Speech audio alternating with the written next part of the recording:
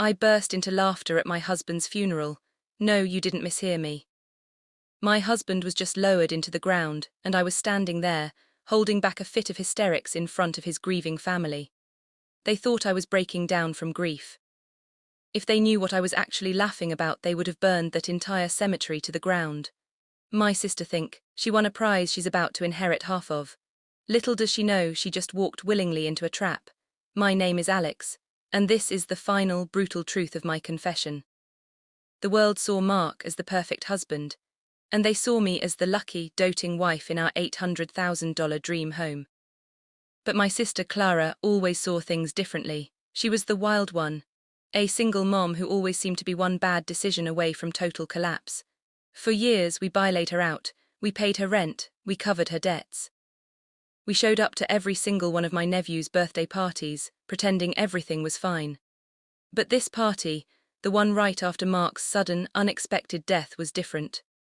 The air was thick with fake sympathy and cheap floral perfume. I was barely holding it together, feeling the weight of the last few years crushing my chest. That's when Clara stood up. She silenced the room.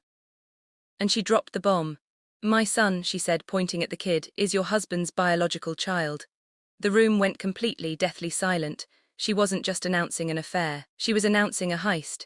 She pulled out a crumpled document, a will she claimed Mark had signed in secret months ago. She told me that because her son was his blood, she was legally entitled to half of my $800,000 home. She demanded it right there in front of everyone. She thought she had backed me into a corner, she thought I was weak, she thought I was finished. The party stopped completely. Everyone looked at me, waiting for the tears to start. The audacity of the woman. Most people would scream or cry or faint, not me. When I looked at that forged, pathetic excuse for a legal document, I simply smiled. I said, "Oh, I see."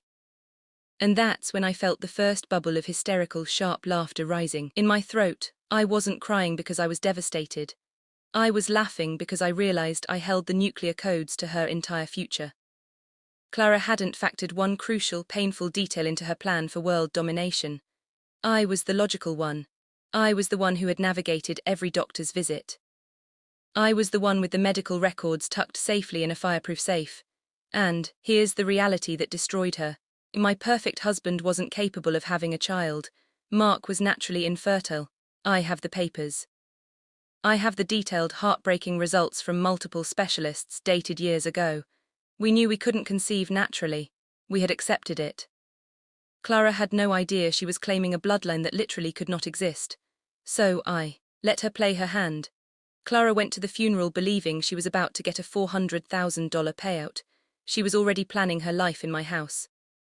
But when the dust settled on the estate battle, I finally made my move. I didn't contest the will immediately. I let her push. I wanted her to feel completely certain of her victory. I wanted her to commit to the fraud, and then at the final mediation, I calmly submitted the medical records. I watched the color drain from her face when the lawyers laid them out on the table. It wasn't confusion, it was pure primal panic. She looked like an animal caught in a trap of its own design. Her son was not his, she got nothing. The estate wasn't half hers, it was mine, in its entirety. I didn't have to give up my home. I didn't have to give up a single cent. The funeral wasn't about burying Mark. For me, it was the moment I realized I had won a war I didn't even know I was fighting.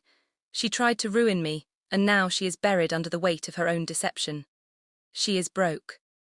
She is disgraced, and she is finally out of my life. That is the real cost of a lie. I'm Alex, and that was my most twisted victory.